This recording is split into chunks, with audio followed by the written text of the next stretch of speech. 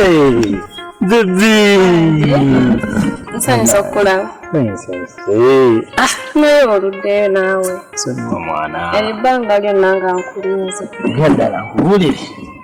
Baddeko eyo mwana nga nkuyiribayiribamu magezi. Bigenze bitya? Tebibadde bubi. Kuba okusinziira nga bwe mbadde nzize. Bibadde kale bitambudde ebintu ebityo. Kitegeera. Nende ndi otya? Ndi bulungi. Mpozi just emisomo gye gintwalaganya naye. Soon ngenda bbanga tukimaliriza.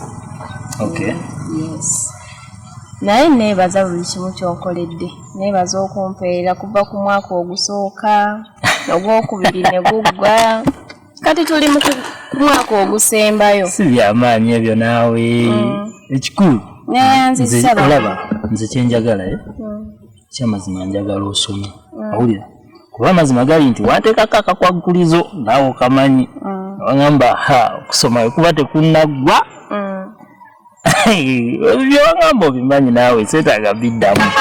Osigera. So kati okusoma kati tubulayo omwaka guno gwokka.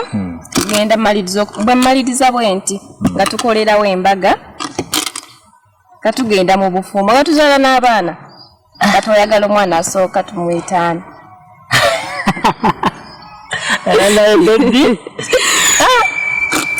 Tugenda kuzaala abaana bonna b'oyagala. Tugenda bazaala. Ekikakasa. Kulira nze na sigenda kudisappointinga. Sigenda kudisappointinga. Kulaba buli kimu kyonna kyonkoledde. Sigenda kudisappointinga. Sigenda kuyiwa. Uyo genda kunzaalira ne kabebi boy. Ngenda kuzaalira abaana bonna b'oyagala. Wow. Nkwanyumirizaamu nnyo sweet. Ekikakasa. Nkwanyumirizaamu nnyo. Naye ensonga tugenda gikwasaganya katusooke tupushinga kino ekyessomero kiggwe. Kuba ekyamazima kiri nti mpulira nga nzenna essanyu lindi wamu atufuusa aba babiri. Okitegeera? Kakati ensonga eri gye twali twogeddeko mbadde nzize ndabe nga tugikwasaganya. Wali ongambye ku nsonga ya tuition. Naye ekyamazima kiri nti ojja kunsonyiwamu kuba ebintu tebibadde byangu. Kitegeera. Era nyiza okuba nkukandaalisiza akaseera kabadde kawanvuko ng'ate ne ku ssomero kimanyi ba principal bakuyisa mu ngeri etali ntuufu. Naye mbadde njiyizayizizayo wedda ndi eyo neolaba nkeereyo ekyamazima mbaddeyo nga ndi mu kukima amazzi nga nina gwe nkimirawo amazzi ag'okuzimba ndabe nga nnyongerezaako akasente sobola okuba nga mpeza. Kyana eri projekiti yange gye wali nzirukanye yali ya blog. Blog amutunzi. Awo obutunze? Mutunze baby. Kyamazima netaaga ensonga y'ebintu. Osigera. N'akagaali kali kembadde nga nkolerako oluusi emirimu gyange egimu nako nenkatunda. Kiringa ekitali kirungi naye nze kyenkakasa kiri ekintu kimu. Bw'obeera omaliriza okusoma bibi ogenda funa omulimu. Ebyaddala buli kimu kijja kusobola okuddawo. Buli ekivuddewo kijja kudda. Okitegera. Tugenda kuba b'amaanyi, tugenda kuba baddala. Okitegera.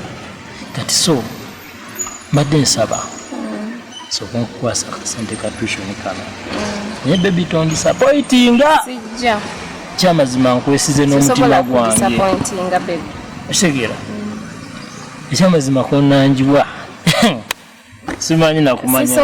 Oyinza okujja n'oziika mayiti. Ebyaddala. Ebyaddala. Tuyagala guli ku ggwe. Kati olaba akasente kano baby. Sente ndowooza tuition yonna tugenda mu kiyalinga ku luno. Okitegera. Yena omuleese. Namuleese. Njagala ogende oziweeyo ozikiriyalingeyo. Such that ba principal baleme okubanga bakuteekako nnyo mbeera nzibu. Okitegeera kati pozi n'ekitala kimanyi kusomera eyo mwana bikalubamu manyi waliwo akaseera nga weetaaga ebyokozesa naye nga akasente tewawola ki tewali bulungi. Okitegeera kati mbadde njagala nkuweeyo ne pocket money. Okitegeera kubeemu magezi kuba bino ebintu obiraba bituuka ne bikuyitirirako nkyemmanyi n'obeera nga obulamu tobutegeera naye kaakati zino zongenda zikuwa bebi zonna zizo kana akamome konna kako kitegeera gwe manyi ndi ku mutima nga busungu abale kunfaako anange teri lunaku luziba nga sikulowoozezza nange nno bwentyo era eyo ng'omutima gunnuma kati olaba bebi zino miliyoni ziri 2 naye ogenda ozikozese nga pocket money okitegeera ojagulako bye weetaaga okozesa bugoye kolako njala biki kugamba naawe obeere waddala kusomera ng'olabikawo okitegeera bulungi so si byakuddeeyo mbw ate nina kyali wange ate bikoze bitya naye tambeereramu bebi zino miliyoni 2 zikubeeremu neyanziza sweet kabi naye kasita mmaliriza buli kimu kigende mu maaso nze nesunza olunaku lukolebwe tubeere bafumbo buli kimu kisobola okutuukirira amazima kati olaba nsigadde ku 0.00 naye kati ngenda kuddayo kasita buli kimu kisobose nziremu njiribe buto tuition tumufunye ate gwe mwaka ogusembayo kyandibadde kibi tuition okubula ate nga tuli mwaka ogusembayo naye kasita tuition tumufunye tugenda kusoma nga tiwali kitutaataaganya yes kale bebi akasente ako kakume bulungi neyanziza tebakakubbako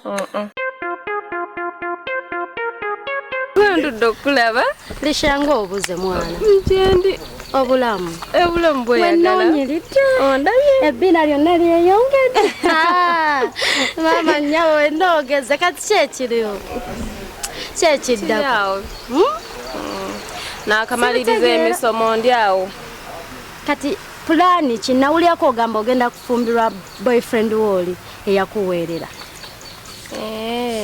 oli sikenda fumbiriganwa naye ate lwaki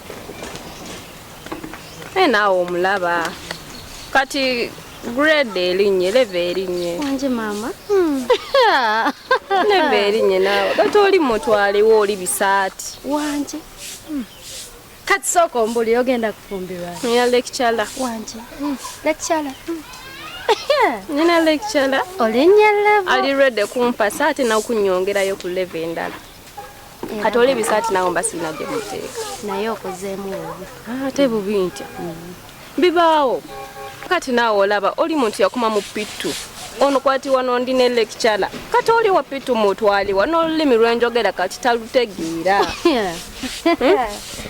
talutegeera olulimi lwenjogera talutegeera yakoma mu pitu P1 lecturer ne pitu ayinza okuba teyagimala nako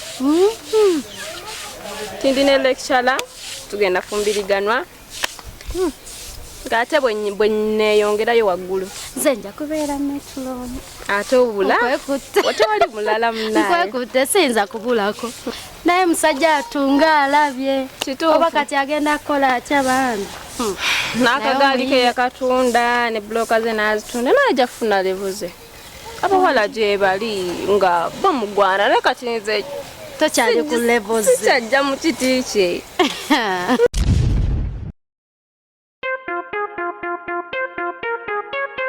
ogamba otya tewali obulamu si bubi oli awo eyagala mwana nandibadde neeyagala naye ate kiki Risho ono simutegeera ate mukwano gwo ate embeera kisooka nze olunga sina kyemmanyi olaba nkuba ku masimu ga Aisha nenkuba ku simu za Aisha buli kaseera wenjikubako eŋŋamba bize eŋŋamba simanyi switched off ona simutegeera so kumbuulire kiki ekiri eyo oli kyaliwo nkosaasidde musajja wantu